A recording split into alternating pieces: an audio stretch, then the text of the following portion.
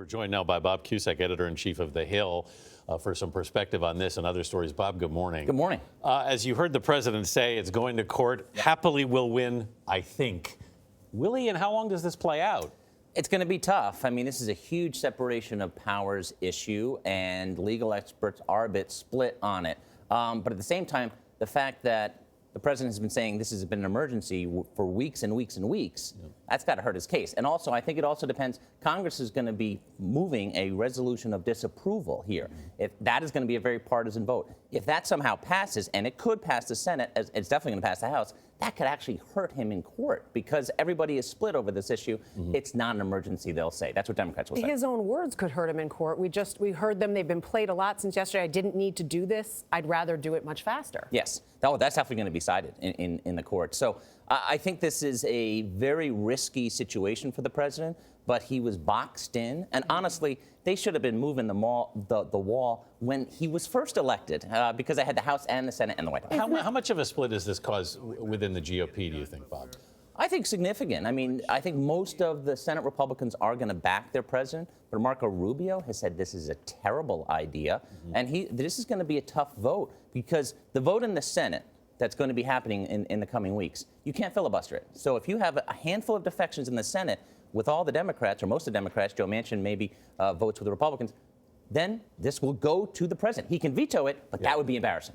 So this 2020 political cycle here, the Democrats are, they all think alike, or at least that seems to be the case in what we see.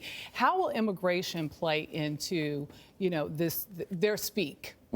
I think it's going to be interesting because the comprehensive immigration reform bill that passed the Senate years ago had a lot of border security in it. Now Democrats are saying, hey, wait a minute, we're not big into border security now. Beto O'Rourke said he wants to tear some walls down. So that's the challenge, is that you've got to stand out in a crowd, and maybe you have to go more to the left, and then Republicans seize on you as extreme. That's their playbook for 2020, the Republicans. Does this remain sort of one of the issues? Obviously, for the president, it was one of the issues he campaigned on, and it became a bigger issue than a lot of people saw it being initially. So in 2020, does this remain one of the top issues? Oh, yes. The wall is not going away, and he will say we've made progress, but we need to finish it, and that's why you got to re-elect me in 2020.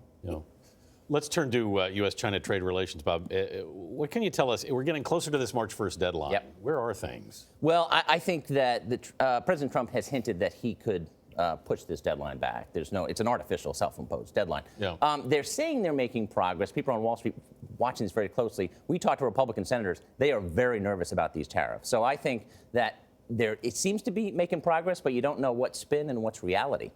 Is there a line in the sand, though, for members of his own party? Because on some of these issues that are key to the Republican platform, they're falling aside on it. Yeah, and Trump can't lose the economy here. If he loses the economy in 2020, remember, there are a lot of Republican senators who are up in 2020.